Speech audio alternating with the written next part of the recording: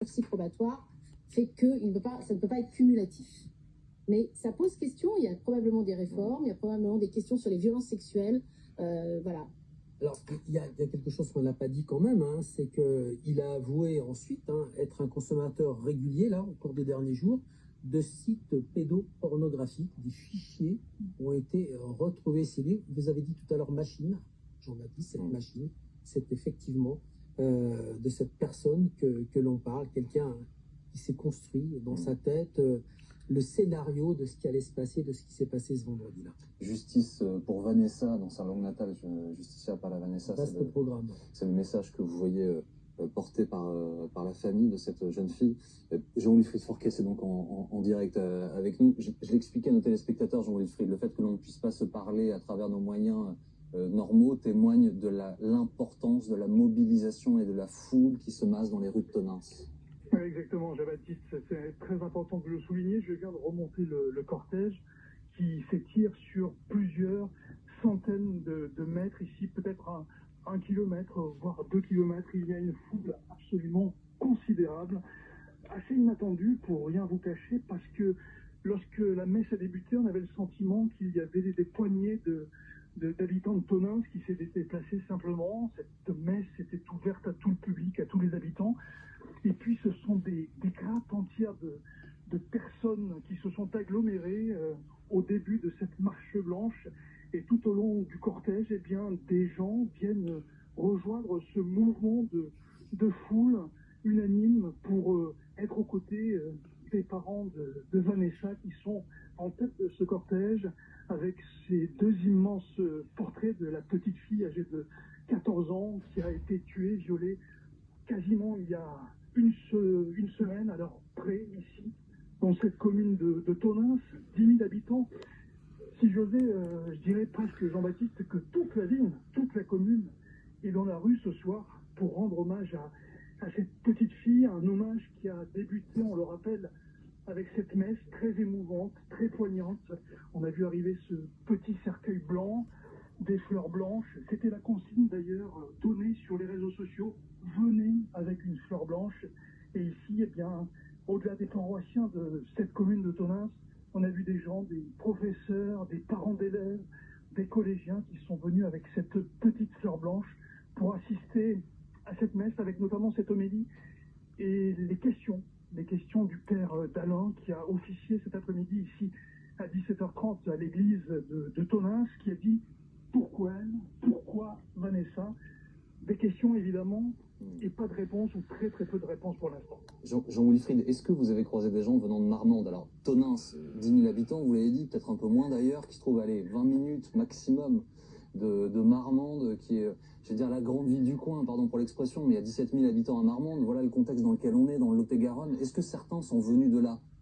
Oh, il y a des gens qui sont venus d'ailleurs. J'ai croisé, et vous l'entendrez demain sur l'antenne de BFM et des RMC, un monsieur qui est venu tout simplement du Gers, d'Astafort, la ville de Francis Cabrel. Il m'a dit, écoutez, moi j'ai 60 ans, je suis là, je suis père, je suis grand-père, je me devais d'être absolument présent ce soir parce que cette petite fille, eh bien, c'est la petite fille un petit peu de tout le monde.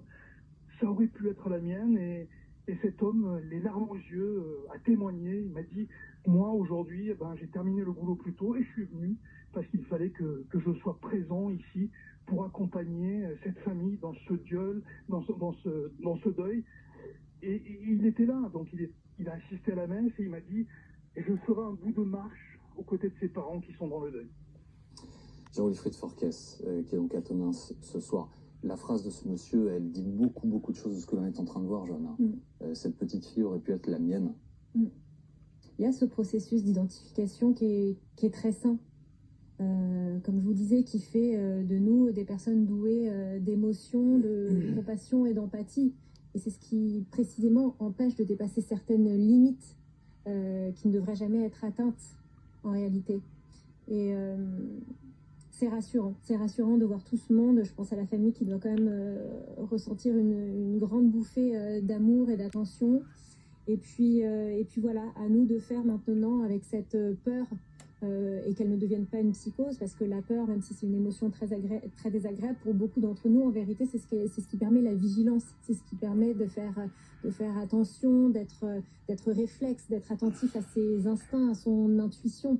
Mais il faut que ça reste de la peur et que ça ne se transforme pas en psychose. Voilà, le terme n'est pas le bon, mais que ça dérive pas vers sa psychose qui laisserait penser qu'à derrière chaque coin de rue se trouve un prédateur. Et je comprends, après tous les faits tragiques dont on est témoin depuis plusieurs semaines, que certains parents aient du mal en ce moment. Oui, je rejoins tout à fait ce que dit Johanna, c'est ce que je disais tout à l'heure, c'est-à-dire que il faut faire la part des choses. Maintenant, c'est vrai que il y a pourtant une sévérité. Je veux dire, j'étais encore cet après-midi au tribunal correctionnel, dans une chambre qui traite des violences intrafamiliales. Je veux dire, la sévérité est là. Je veux dire, la justice fait son travail, elle le fait sérieusement.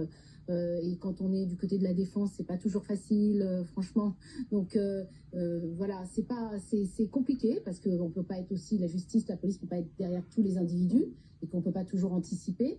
C'est vrai que il y a des mesures qui ont été mises en place, mais il y a peut-être d'autres choses. Regarder sur notamment, faire un peu de droit comparé. C'est en retournant au rez-de-chaussée, ça c'est l'entrée à maman. Donc on passe la porte. On arrive dans le lavage.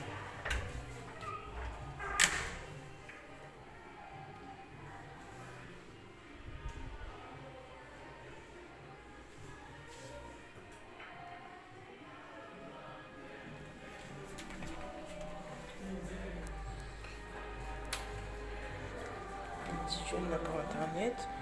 Donc on a la première salle de repos après le hammam. On a la deuxième salle de repos. Et quand on entre, on a le hammam.